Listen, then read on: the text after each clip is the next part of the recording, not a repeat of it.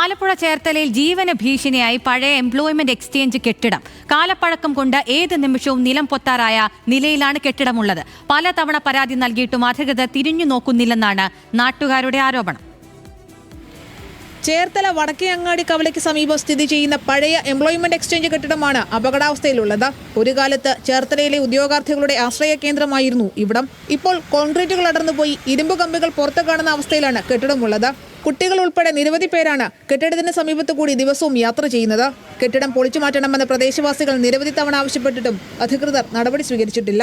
ഒരു മരത്തിന്റെ ബലത്തിൽ ആണെന്ന് പറയാം ആ കെട്ടിടം ഇപ്പൊ നിലനിൽക്കുന്നത്. മരം വീഴുകയാണെങ്കിൽ അത് ജനങ്ങൾക്കും സ്കൂളിൽ പോണ കുട്ടികൾക്കും എല്ലാം ഒരു ഭീഷണിയാണ്. താണയിലൂടെ ഒഴുകുന്ന വെള്ളം വരെ ഇതിന്റെ തടസ്സം കൊണ്ട് നിൽക്കുകയാണ്. അത് ആ രീതിയിൽ ഒന്ന് ചെയ്യണം. ആരെങ്കിലും മുനിസിപ്പാലിറ്റി ആണെങ്കിലും അത് പൊതുമരാമത്താണെങ്കിലും ഇത് ചെയ്തേ പറ്റുള്ളൂ. അല്ലെങ്കിൽ ഇതിന്റെ ഉടമസ്ഥരെ കണ്ടെത്തിയിട്ട് ഇത് ഒന്നെങ്കിൽ പൊളിച്ചു മാറ്റുക. സമീപത്ത് നിരവധി വ്യാപാരശാലകളും പ്രവർത്തിക്കുന്നുണ്ട്. ശക്തമായ മഴ പെയ്യുമ്പോഴെല്ലാം കെട്ടിടം നിലംപൊത്തുമോ എന്ന നെഞ്ചെടുപ്പിലാണ് പ്രദേശവാസികൾ. ന്യൂസ് മലയാളം, ആലപ്പുഴ.